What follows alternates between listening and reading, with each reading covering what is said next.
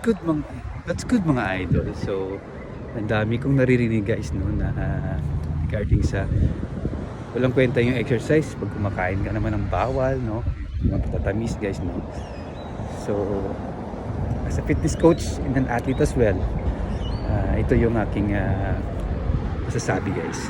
Mas okay na yun guys no, after mag-exercise kumakain ka ng mga sabi nila mga bawal kaysa sa kumakain ka ng bawal, hindi ka naman nag-exercise guys, diba?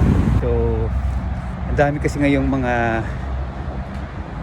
yung iba, hindi naman lahat na mga fitness coach na sinasabihan nila yung mga baguhan pa lang na walang kwenta yung exercise mo pag kumakain ka ng hindi tama. At di naman ako dyan guys, pero kasi guys mahirap guys no.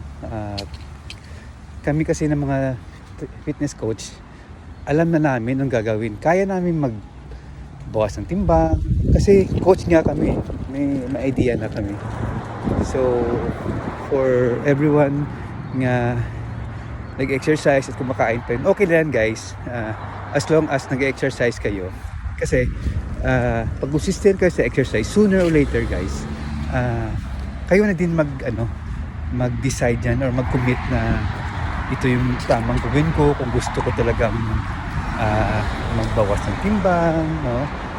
So it's a long process kasi hindi yan pwede na pag 1 week kailangan kung ayoko na kumain ng ganito ganyan no? So one step at a time guys. The goal is yung pagkain natin masustain natin for a long time, for a lifetime no? Hindi yung magkain tayo ng puro protein na lang, walang carbs, no? The question is, masustain natin yan. So, masustain mo, good for you guys, no? Pero, ito yung masasabi ko guys, no? One step at a time, no? Kunti-kunting bawasan, no? Yung mga bawal, yung mga carbs, no? Pero, for now, mag-focus lang muna guys sa exercise mo. Kailangan mag-consistent guys kasi alam ko kusang loob yan kasi guys no kung gusto mo mag-improve yung katawan mo. So okay na yan guys kahit na kumakain ka tapos mag-exercise, zumba, kumain, okay na yan guys no?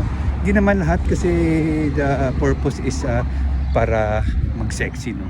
Yung iba kasi that is their happiness no. So wala na tayong magagawa dyan guys no? We are here to